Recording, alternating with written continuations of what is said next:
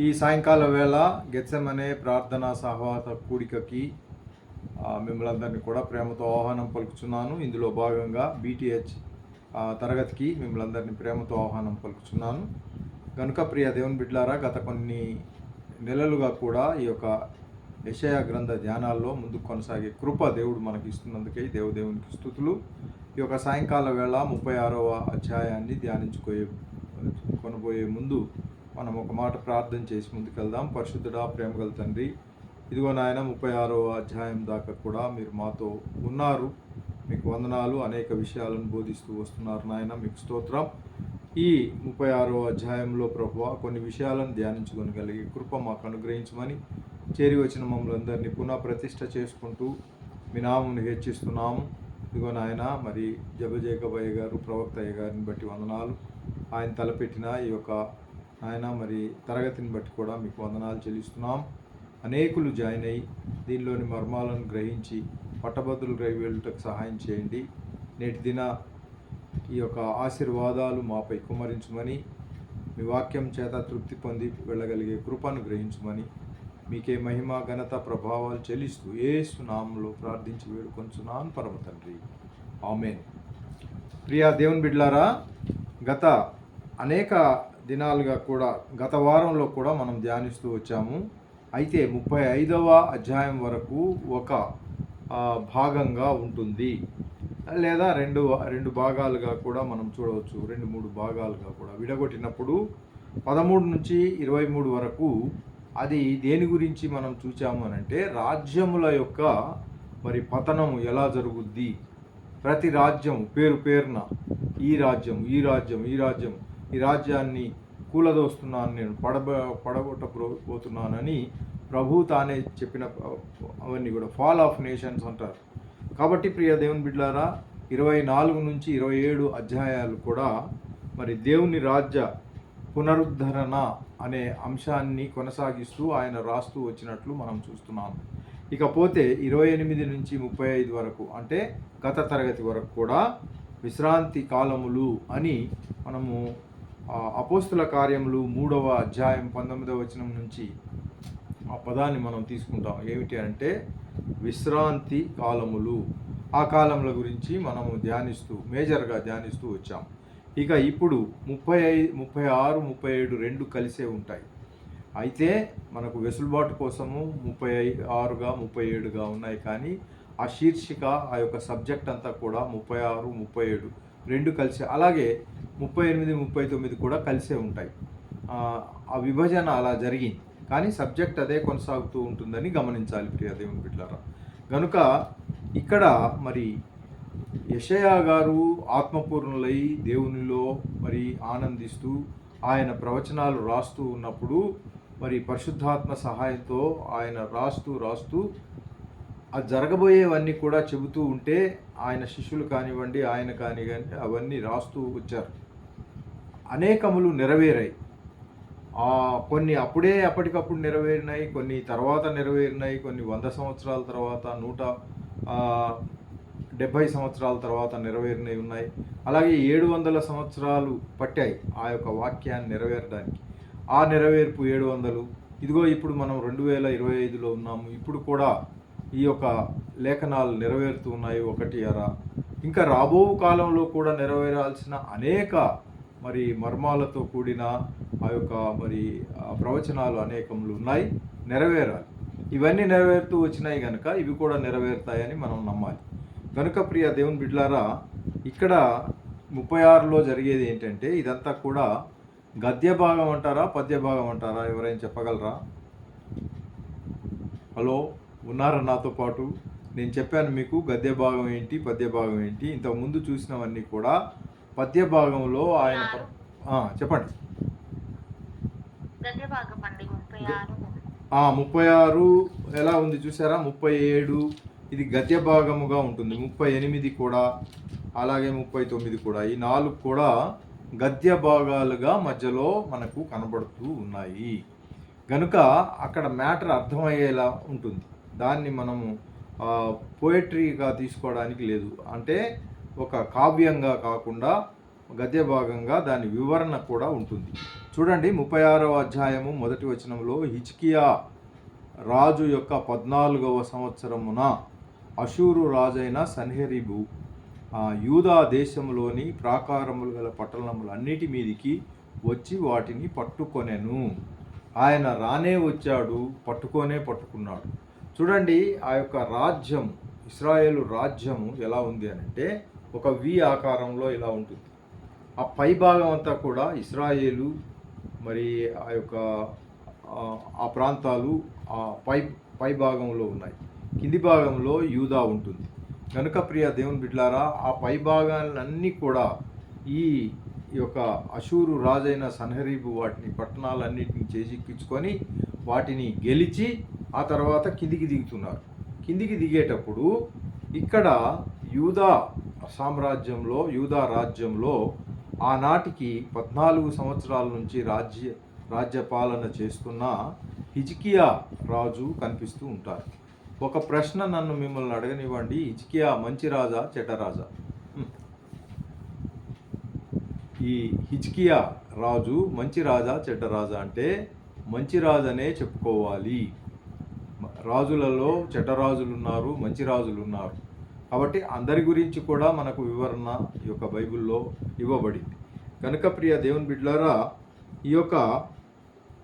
ఈ విషయాలన్నీ కూడా అంటే ఇదేమో ప్రవచన గ్రంథంలో రచింపబడింది.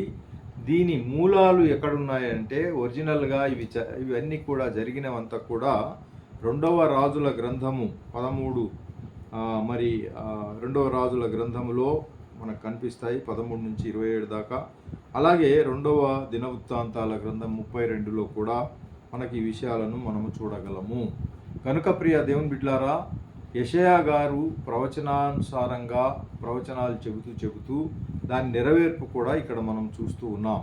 ఇప్పుడు ఏం జరుగుతుందంటే ఈ యొక్క లాకీషు పట్టణం నుండి యెరూషలేము నందున్న రాజైన హిజ్కియా మీదుగా బహు గొప్ప సేనతో పంపెను. వారు చాకిరేవు మార్గమున నున్న మెరక కొలను కాలువ యుద్ధ ప్రవేశింపగా, ఆ ఒక చాకిరేవు కాలువ ఒకటి ఉంటుంది, ఆ కాలువ దగ్గర దాకా కూడా ఇక ఆల్మోస్ట్ వారు ఆ యొక్క చుట్టూ గోడనంతా కూడా కబ్జా చేసేసుకొని ఇక లోపలికి ఎంట్రీ అయిపోతే చాలు, అది వాళ్ళ హస్తగతం అవుతుంది అంతగా.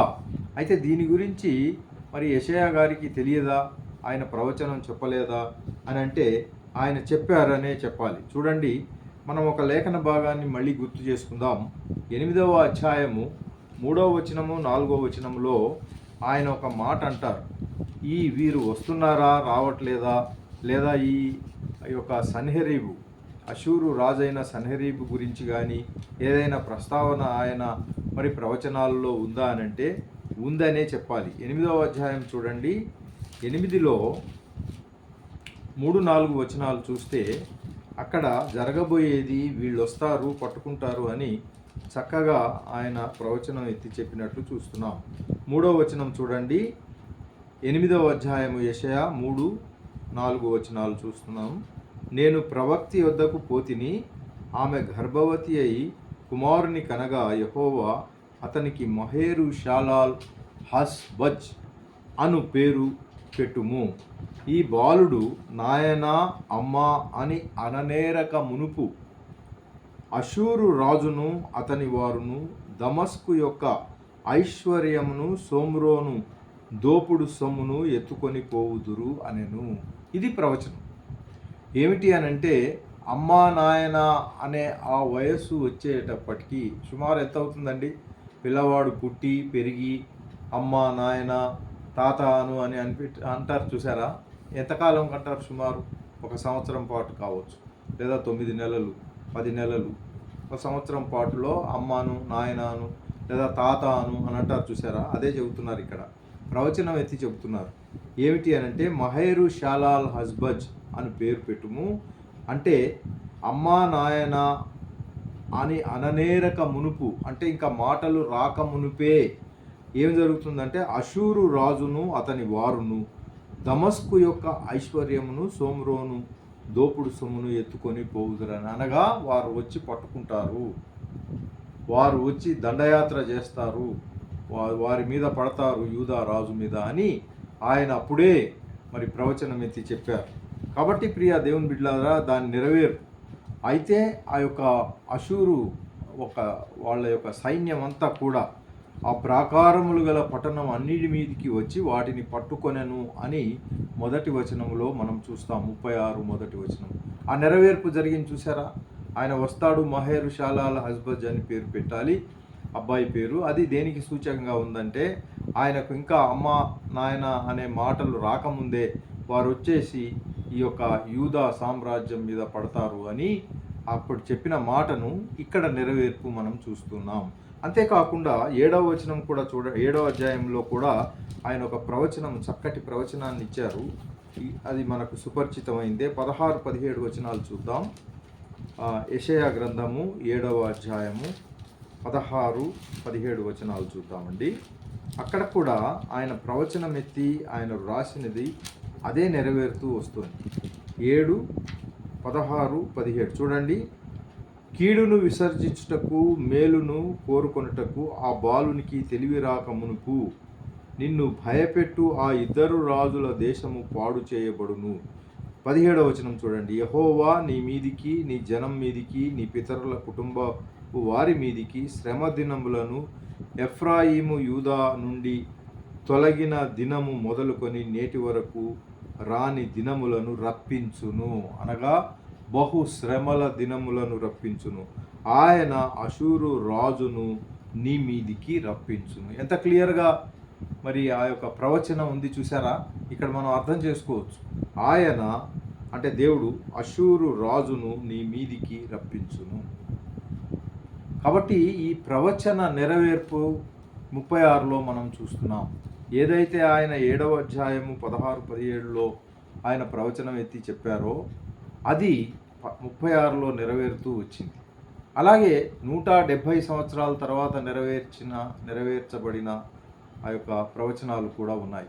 ఆ తర్వాత కూడా ఇప్పుడు ఈ యొక్క 36వ అధ్యాయం జరిగే టైంకి ఎప్పుడు అనంటే, ఈ రబ్షాకే అనే ఆ యొక్క సైనిక కమాండర్, ఎవరికి సన్హెరీబు యొక్క కమాండర్, మిలిటరీ కమాండర్ అని చెప్పుకోవచ్చు, ఆయన వచ్చి యూదా వారిని భయపెట్టే మాటలు ఇవన్నీ మాట్లాడుతూ ఉన్నప్పుడు ఆ సమయం ఎప్పుడు అనంటే, మనకందరికీ తెలుసు, క్రీస్తు పూర్వము 701 సంవత్సరపు ఆ కాలంలో జరిగిన ఈ విషయము 700 సంవత్సరముల తర్వాత కూడా క్రీస్తుకు సంబంధించిన లేఖనాలు నెరవేరినాయి. ఇప్పటికీ నెరవేరుతూ రాబో కాలంలో నెరవేరే మరి యొక్క ప్రవచనాలు కూడా ఉన్నాయి. కనుక దేవునికి స్తోత్రం చెల్లిద్దాం. హల్లెలూయా. కనుక ప్రియ దేవుని బిడ్డలారా, ఈ యొక్క మరి వారు చాకిరేవు మార్గమున మెరల కొంచు కాలువ యొద్ద ప్రవేశింపగా హిల్కియా కుమారుడగు రాజు గృహ ఇది ఏమిటనంటే, ముగ్గురు ఆ యొక్క వారితో కలిసి వెళుతున్నట్లు మనం చూస్తున్నాం. ముగ్గురు మనుషులను మనం చూస్తున్నాం. ఎవరు అంటే, ఈ యొక్క ఎల్యాకీము హిల్కియా కుమారుడు గృహ నిర్వాహకుడు ఆయన, షబ్నా అని ఒక శాస్త్రి గారు ఉన్నారు. అలాగే యోవాహు అనే ఆయన రాజ్యపు దస్తావేజుల మీద మరి లేదా ఆసాపు కుమారుడు, ఆయన పెద్ద. ఈ ముగ్గురు కూడా వెళ్ళి ఆయన ఏదైతే రిబ్షాకే ఆయన ఏం చెబుతున్నారో ఆ యొక్క కఠినమైన మాటలు వినడానికి వీళ్ళు వెళ్ళి విన్నారు. విని దేవుణ్ణి, యెహోవా దేవుణ్ణి దూషించడమే కాకుండా ఆయన 1, 2 మంచే చెప్పారు. అది ఏమిటి అనంటే, నీవు నలిగిన రెల్లు వంటి ఈ ఐగుప్తిని నీవు నమ్ముకొనుచున్నావు కదా అని ఈ యొక్క మరి హిజ్కియాతో చెబుతున్నట్లు మనం ఈ యొక్క లేఖనంలో చూస్తున్నాం. అనగా ఈ యొక్క ఐగుప్తును నమ్ముకోవద్దని దేవుడు మనకు ఖండితంగా ఆజ్ఞ ఇచ్చినప్పటికీ, ఈయన చేసేది ఏంటంటే, ఆ పైనుంచి, ఆ దమస్కు పట్టణం నుంచి, ఆ సిరియా నుంచి కూడా ఈ యొక్క రాజ్యాలను ఈ యొక్క అష్షూరు సామ్రాజ్యం ఓడిస్తూ ఇదిగో వాళ్ళ పై పడుతోంది కనుక వీళ్ళను ఎదిరించాలంటే మన దగ్గర ఉన్న శక్తి చాలదు కనుక ఆ కింది ప్రాంతంలో ఎక్కడి నుంచి అయితే మనం వచ్చామో, ఎక్కడి నుంచి వచ్చామండి? ఐగుప్తు నుంచి దేవుడు మనలను ఇదిగో పాలు తేనెలు ప్రవహించు దేశానికి రప్పించాడు. కానీ వాళ్ళని ఎదుర్కోవాలంటే మళ్ళీ ఐగుప్తుతో చేతులు కలపాలని ఈ హిజ్కియా ఆయన కోరడం జరిగింది. ఆయన కోరుకున్నారు అలాగా వాళ్ళని జయించాలంటే. అయితే ఆయన విస్మరించింది ఏంటంటే, దేవుని దగ్గరికి వెంటనే వెళ్ళి, అయ్యా ఇలాంటి పరిస్థితి ఉంది, ఏం చేయాలని ఆయన దగ్గర మోకరించి ప్రార్థించకుండా ఒక అలయన్స్, ఒక ఒక అగ్రిమెంట్, ఒప్పందం ఎవరితో చేసుకుంటున్నారంటే ఐగుప్తుతో. ఐగుప్తు ఆశలన్నీ విడిచిపెట్టి మరి రంగుగా యేసుని వెంబడించి అని ఒక పాట కూడా ఉంది. గనుక ఐగుప్తు ఆశలన్నీ మనము మానుకొని దానిలో నుంచి దేవుడు ఐగుప్తు బానిసత్వం నుంచి మనల్ని పైకి లాగి, ఇదిగో పాలు తేనెలు ప్రవహించు కానాన్ నగరంలో చేర్చి, ఎల్లలు గల పట్టణము అంటే సరిహద్దులు గల కోట గల పట్టణంలో మనల్ని ప్రవేశించి పాలు తేనెలతో తృప్తి పొందుచూ వాళ్ళందరికీ ఇదిగో మనకిప్పుడే 1948లో దానికి ఒక రాజ్యముగా స్థిరపరచి ఇశ్రాయేలు అనే నామకరణం చేసి మరి తప్పిపోయిన యూదులందరూ కూడా అక్కడికి చేర్చబడేలా ఇన్ని జరిగినప్పటికీ లెక్కలతో సహా ఉన్నాయి బైబిల్లో, ఎంతమంది ఎలా వచ్చారు అని.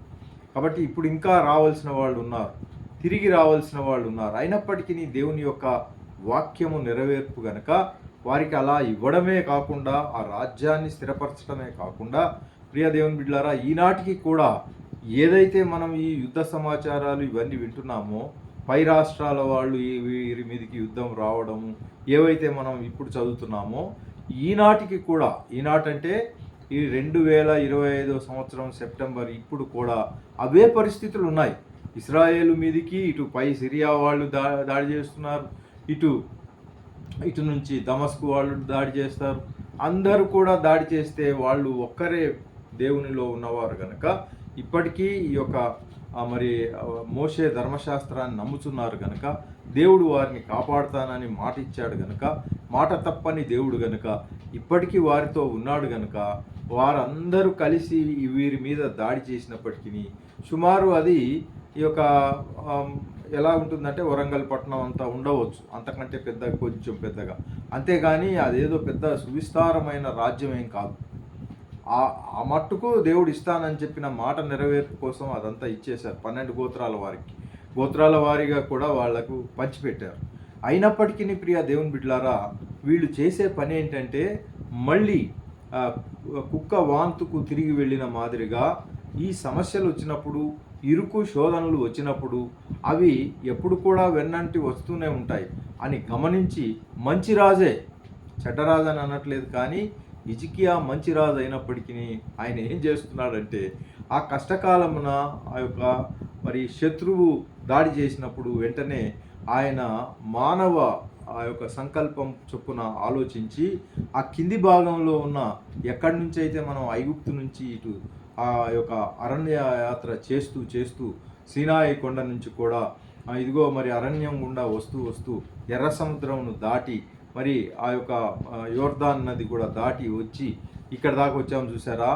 ఆ ఐగుప్తు అంటే ఐగుప్తు ఒకప్పుడు ఏ ప్రపంచం అంతట్లో కూడా నంబర్ 1 ఆ యొక్క సంస్కృతి కానివ్వండి, ఆ డెవలప్డ్ కంట్రీ అని అంటారు. ఈనాడు అమెరికా చాలా పెద్ద దేశము, దాని దగ్గర అన్ని రకాల మరి ధనము, తర్వాత ఈ యొక్క యుద్ధానికి పరికరాలు అన్నీ, లేదా మరి టెక్నాలజీ ఇంప్రూవ్మెంటు అన్నీ ఉన్నాయని మనం ఎలా అనుకుంటున్నామో, ఆ రోజుల్లో అనగా 5000 సంవత్సరముల పూర్వమే ఈ యొక్క ఐగుప్తు రాజ్యము అది అంతగా మరి టెక్నాలజీ పరంగా చాలా ఉన్నతంగా ఎదిగిన దేశం. అప్పటికే 3000 సంవత్సరముల క్రితం, అంటే క్రీస్తు పూర్వం 3000 ప్లస్ ఇదొక 2000 వెరసి ఎన్ని వేలు అవుతున్నాయి, 5000 సంవత్సరముల పూర్వమే అది చాలా వికసిత దేశం. ఆ దేశానికి మరి తన ప్రజలను విడిపించడానికి ఎవరిని దేవుడు పంపిస్తున్నాడు అని అంటే మోషేను పంపిస్తూ, మోషేకి ఒక కర్రను మాత్రం ఇచ్చి పంపించారు. వాళ్ళ దగ్గర అంత టెక్నాలజీ ఉన్నప్పటికీ ప్రియ దేవుని బిడ్డలారా, మోషే ఒక కర్ర చేత పుచ్చుకొని వెళ్ళి తన ప్రజలను రక్షించుటకు దేవుడు, చూసారా దేవుని కార్యములు ఎలా ఉంటాయి. ఇంతగా చేసినప్పటికీ ఇప్పుడు అషూరు రాజైన సన్హెరీబు వచ్చాడు, ఆయనకు భయపడిపోయి వెళ్ళి సంధి ఎవరితో కుదుర్చుకుంటున్నారు, మళ్ళీ ఐగుప్తుతో. ప్రియ వాక్యం వింటున్న సహోదరి సహోదరుడా, మనకు సమస్యలు వచ్చినప్పుడు, ఇరుకులు శోధనలో గుండా వెళ్లాల్సిన పరిస్థితులు ఏర్పడినప్పుడు, శత్రు దాడి మన మీద జరుగుతూ ఉన్నప్పుడు మనము తిరిగి వెనకకు వెళ్లాల్సిన పని లేదు. మనము దేవునిలో స్థిరముగా ఉండాలి. పిలిచిన దేవుడు ఎంతైనా నమ్మకస్తుడు గనుక మనలను పిలిచిన వాడు మనలను బలపరిచి ఆ యొక్క పరిస్థితులను అధిగమించి మనల్ని దీవించే దేవుడు. నమ్మిన వారు ఆమెన్ చెప్తారా? ఆమెన్, హల్లెలూయా. ఈనాడు చూస్తే విశ్వాసులకు శ్రమలు లేవంటారా? విశ్వాసులకు ఆర్థిక ఇబ్బందులు లేవంటారా? విశ్వాసులకు శరీర బలహీనతలు లేవంటారా? ఉన్నప్పటికీ దేవునిలో నమ్మకాన్ని సన్నగిల్లడానికి వీల్లేదు. దేవుడు మనల్ని పిలిచి వాగ్దానం చేసి పిలిచిన దేవుడు నమ్మకస్తుడు. మనల్ని నడిపిస్తాడు. మన దేవుడు ఈ సమస్యల గుండా నడిపిస్తాడు, మంచి ప్రాంతానికే నడిపిస్తాడు. దేవునికి స్తోత్రం చెల్లిద్దాం. హల్లెలూయా, హల్లెలూయా. అయితే ఈయన ఈ రబ్షాకే అనే మిలిటరీ కమాండర్, ఎవరి మిలిటరీ కమాండరు? ఈ యొక్క అషూరు రాజైన సన్హెరీబు యొక్క మిలిటరీ కమాండర్ వచ్చేసి ఆయన ఏమంటున్నాడు 6వ వచనంలో, నలిగిన రెల్లు వంటి ఈ ఐగుప్తును నీవు నమ్ముకొనుచున్నావు కదా. సమయం అయిపోతుంది, ఇక్కడ ఆపుదాం. ప్రియ దేవుని బిడ్డలారా, మీరందరూ కూడా అలసిపోయి ఉంటారు. దేవునికి స్తోత్రం. ఏది ఏమైనా ఇది చాలా వినుటకు ఎంతో ఇంపుగా ఉంటుంది, సొంపుగా. మరి వింటూ ఉంటే ఇలాగూ చెబుతూ వెళ్తూ ఉంటే 1 గంట సేపు కూడా మీరు నేను కదిలే పరిస్థితి ఉండదు. కానీ సమయాభావం వల్ల ఇక్కడ ఆపుదాము. 10:15 అయింది. దేవునికి స్తోత్రం. ఏది ఏమైనా ప్రియ దేవుని బిడ్డలారా, ఈ రాత్రికాల సమయంలో ఈ యొక్క మరి డిఫెన్సివ్ అలయన్స్ అని మనం ఏదైతే అంటున్నామో, ఈయన వెళ్ళి మళ్ళీ ఐగుప్తుతో చేతులు కలిపి, అయ్యా మీరు నాకు ఈ యొక్క సిరియా రాజైన మరి సన్హెరీబుకు విరుద్ధంగా మాతో కలిసి యుద్ధం చేస్తే మీకు ఇంత ధనం ఇస్తామని ఒక సంధి చేసుకోవడం మనం ఇక్కడ గమనిస్తున్నాం. ఈ లేఖన భాగం తిరిగి ఇంటికి వెళ్ళి చదవండి. యెషయా ఇట్లా చేయడానికి వీల్లేదు అని కొన్ని వాక్యాలు ముందే చెప్పారు. ముందే మీరు సంకట సమయంలో, ఇరుకు సమయం వస్తుంది, అలాంటప్పుడు మీరు వెళ్ళి మళ్ళీ వెనకకు వెళ్ళాల్సిన పని ఉండకూడదు, మీరు ముందుకు కొనసాగాలి, దేవునిలో ఉండాలని హెచ్చరించారు. ఎందుకంటే ప్రవక్తలు గనక ప్రవక్తలకు దేవుడు ముందే చెప్తాడు.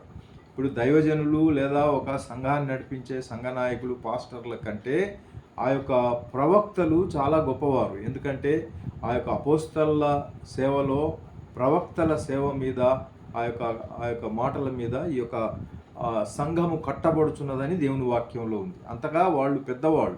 కాబట్టి ప్రియ దేవుని బిడ్డలారా, 1-2 వాక్యాలను చూసి మనం ముగించుకుందాం. ఇదే యెషయా గ్రంథము 19వ అధ్యాయం చూడండి. 19లో ఆల్రెడీ దేవుడు యెషయా ద్వారా హెచ్చరిస్తున్నట్లు మనం చూస్తున్నాం. ఇలాంటిది జరుగుతుంది, మీరు తిరిగి ఐగుప్తుకు వెళ్ళడానికి వీల్లేదని. 11వ వచనం చూడండి. యెషయా 19:11లో, ఫరో యొక్క జ్ఞానులైన ఆలోచనకర్తలు, సోయను అధిపతులు కేవలము అవివేకులైరి. ఆలోచన శక్తి పశుప్రాయమాయను. నేను జ్ఞాని కుమారుడను, పూర్వకాలపు రాజుల కుమారుడను ఫరోతో మీరెట్లు చెప్పుదురు అని 11వ వచనం నుంచి ఇంకా మీరు చదివినప్పుడు 12లో, నీ జ్ఞానులు ఏమైరి, సైన్యములకు అధిపతి యెహోవా ఐగుప్తును గూర్చి నిర్ణయించిన దానిని వారు గ్రహించి నీతో చెప్పవలను కదా అని ఇలాగున కొన్ని వచనాలు ఐగుప్తు గురించి యెషయా గారు ఆల్రెడీ హెచ్చరించారు. ఇక 20వ అధ్యాయంలో క్లియర్గా ఉంది చూడండి. 21-6 వరకు చదివినప్పుడు, ఆ కాలంలో యెహోవా నీవు పోయి నీ నడుం మీద గోనెపట్ట, ఇవన్నీ చూడండి. 30లో కూడా క్లియర్గా ఉంది. 30వ అధ్యాయంలో కూడా చూసినప్పుడు యెషయా వారిని హెచ్చరిస్తూ ఉన్నట్లు చూస్తున్నాం. 1 నుంచి చూడండి. ఐగుప్తు నీడను శరణు జొచ్చుటకు, చూడండి 2వ వచనం చూడండి. 30వ అధ్యాయము 2వ వచనం చదువుతున్నాను. యెషయా గ్రంథము, వారు నా నోటి మాట విచారణ చేయక ఫరో బలము చేత తమ్మును తాము బలపరుచుకొనుటకు. ఎవరి బలం చేత సిస్టర్? ఎవరి బలం చేత? ఫరో బలము. ఆయన ఆ కాలంలో ఆయన బలము చాలా గొప్పది. ప్రపంచం అంతట్లో కూడా దే ఆర్ వెల్ డెవలప్డ్. ఈనాడు రష్యా కానీ, చైనా కానీ, మనం ఏదైతే అమెరికా కానీ పెద్ద పెద్ద కంట్రీస్ అని మనం ఎలా అనుకుంటున్నామో, అప్పట్లో ఏకైక డెవలప్డ్ కంట్రీ అన్ని విషయాల్లో ఆ యొక్క ఐగుప్తు. అయితే వారు నా నోటి మాట విచారణ చేయక ఫరో బలం చేత తమను తాము బలపరుచుకొనుటకు ఐగుప్తు నీడను శరణు జొచ్చుటకు ఐగుప్తునకు ప్రయాణము చేయుదురు. ముందుగానే చెప్పేశాడు ప్రవక్త గనక. ముందుగానే మీరు వెళ్ళి అక్కడి దాకా వెళ్ళి వాళ్ళ శరణు జొచ్చుటకు, ఇదిగో ఈ యొక్క సిరియా రాజైన సన్హెరీబు వస్తున్నాడయ్యా, మమ్మలను కాపాడు, మనం ఇద్దరం కలిసి వారితో యుద్ధం చేద్దాము, మీకు ఇంత ఇస్తాను సొమ్ము అని ఒక సంధి చేసుకొనుటకు మీరు వెళ్తారని ముందే ఆయన హెచ్చరించారు. వెళ్ళడానికి వీల్లేదు. ఫరో వలన కలుగు బలము మీకు అవమానకరమగును, ఐగుప్తు నీడను శరణుజొచ్చుట వలన సిగ్గు కలుగును. దేవుని వాక్యం క్లియర్గా ఉంటుంది సహోదరి సహోదరుడా. ఇంత తేటగా యెషయా గారు వారిని హెచ్చరించినప్పటికీ ఆ గడియ రానే వచ్చింది. ఆ గడియ ఎక్కడ వచ్చింది? 36వ అధ్యాయంలో ఏదైతే ఫరో దగ్గరికి వెళ్ళకూడదు, ఆయన నీడను ఆశ్రయించకూడదని చెప్పిన వాక్యాలను వీళ్ళు అది తూచా అది జరుగుతూ వచ్చి ఈనాడు 36వ అధ్యాయంలో ఆ యొక్క అష్షూరు రాజైన సన్హెరీబు రానే వచ్చి ముట్టడి వేసినప్పుడు వీళ్ళు చేసిన పని ఏంటంటే ఐగుప్తునకు వెళ్ళారు. ఏది చేయకూడదంటారో దాన్నే చేయడానికి పూనుకున్నారు. కనుక ఈ రాత్రికాల సమయంలో వాక్యం వింటున్న సహోదరి సహోదరుడా, మనకు శ్రమలు వచ్చినప్పుడు, ఇరుకులు శోధనలకుండా వెళ్లాల్సిన పరిస్థితులు ఏర్పడినప్పుడు తిరిగి వెనకకు చూడడానికి కానీ వెనకకు వెళ్ళడానికి లేదు, ముందుకే సాగాలి. ఎందుకంటే పిలిచిన దేవుడు నమ్మకస్తుడు. దేవునికి స్తోత్రం చెల్లిద్దాం. అలాగున ముందుకు సాగుతూ దేవుడు అనుగ్రహించే మహిమ పొందుకుంటూ వచ్చే ఇరుకులు శోధనలు శరీర బలహీనత అన్నిటిని కూడా మరి జయిస్తూ యేసు నామంలో ముందుకు వెళదాం. అట్టి కృప అట్టి ధన్యత దేవుడు మనకు దయచేసి ముందుకు నడుపును గాక. ఆమెన్. హల్లెలూయా. దేవునికి మహిమ కలుగును గాక. ప్రభు చిత్తమైతే ఇది మనము వచ్చే వారంలో మళ్ళీ కొనసాగిద్దాం. అందరికి కూడా చెప్పండి, చక్కటి లేఖనాలు ఉన్నాయి, వీటిని ధ్యానించుటకు అందరం కూడా కూడి వెళ్దామని చెప్పి అందరినీ పోగు చేయండి. మరి విశేషముగా 37, 38 ఇవన్నీ కూడా చాలా చక్కటి వర్తమానాలతో నిండి ఉన్నాయండి. ఇవన్నీ ధ్యానించడము ఎంతైనా మనకు శ్రేయస్కరము, లాభదాయకం. దేవునికి స్తోత్రం. ఎవరైనా ఒక 2 మాటలు వాక్యం నిమిత్తం ప్రార్థన చేయగానే మరి ఈ యొక్క ఆశీర్వాద వచనముతో ఈ యొక్క తరగతిని ముగించుకుందాం. హలో, ఉన్నారా ఎవరైనా? మంచిది, నేనే చేస్తాను. ప్రియ దేవుని బిడ్డలారా, చేస్తారా ఎవరైనా? గ్లోరీ. హల్లెలూయా. పరిశుద్ధుడా, ప్రేమగల తండ్రి, కృపగల రాజా, మీకు వందనాలు. ఈ రాత్రికాల సమయంలో 36వ యెషయా గ్రంథం ద్వారా నాతో మాతో ప్రభువా సూటిగా మాట్లాడిన తండ్రి, మీకు వందనాలు చెల్లిస్తున్నాం. ఇరుకులు శోధనలు శరీర బలహీనతలకు నాందిగా ఉన్న ఆ యొక్క మరి సన్హెరీబు, మరి అషూరు రాజైన సన్హెరీబు మరి నాయన దాడి చేస్తూ ఉండగా మరి హిజ్కియా మాత్రము ఫరో రాజుతో ఒక సంధి చేసుకొని మరి చూస్తున్నాం. ప్రభువా మీకు స్తోత్రం. అలాంటి జరగడానికి వీల్లేదు, ఫరోతో చేతులు కలపడానికి వీల్లేదని మీరు హెచ్చరించినప్పటికీ వీరు వెళ్ళి అలాంటి పని చేశారని ఉన్నది ఉన్నట్టుగా బైబిల్లో లిఖింపజేసి మా కొరకు ఇచ్చిన తండ్రి, మీకు స్తోత్రం. మా జీవితాల్లో కూడా ఇలాంటి శోధనల గుండా వెళ్ళవలసి వచ్చినప్పుడు వెనక వంజ వేయకుండా ముందడుగు వేస్తూ నీలో బలపరచబడుతూ నీ వాక్యములో స్థిరులుగా ఉండి ముందుకు కొనసాగుతూ నీవిచ్చే ఆ యొక్క బలమును పుంజుకుంటూ ఈ శోధనలను జయిస్తూ ముందుకు కొనసాగే కృపను ఇదిగో మాకందరికి దయచేయమని, మా సంఘాలను దీవించమని, మా యొక్క నాయన మరి యొక్క కుటుంబాలను కూడా, కుటుంబ సభ్యులను కూడా దీవించి పరిశుద్ధపరిచి నీ రాకడ కొరకు ఎత్తబడే గుంపులో చేరే కృపను అనుగ్రహించమని, వాక్యం కొరకు చేరిన వారందరికీ కూడా మీకు వందనాలు, స్తుతులు, స్తోత్రాలు చెల్లించి నజరేయుడైన యేసుక్రీస్తు నామములో ప్రార్థించి వేడుకొంచున్నాను పరమ తండ్రి. Amen, amen. ఇప్పుడు మన పరమ తండ్రి అయిన దేవుని ప్రేమ, గొర్రెలకు గొప్ప కాపరి అయిన ప్రభు అయిన యేసుక్రీస్తు వారి కృప, పరిశుద్ధాత్మ దేవుని యొక్క అన్యోన్య సహవాసము, సమాధానము, ఆశీస్సు చేరి వచ్చిన మనకందరికీ జబజేకబయ్య గారు తలపెట్టిన ప్రతి కార్యక్రమంను సార్వత్రిక సంఘానికి ఇప్పుడు సదాకాలం తోడయుండి నడిపించునుగాక. Amen, amen. ఆమెన్ అండి. అందరికి వందనాలండి. Thank you very much. Good night.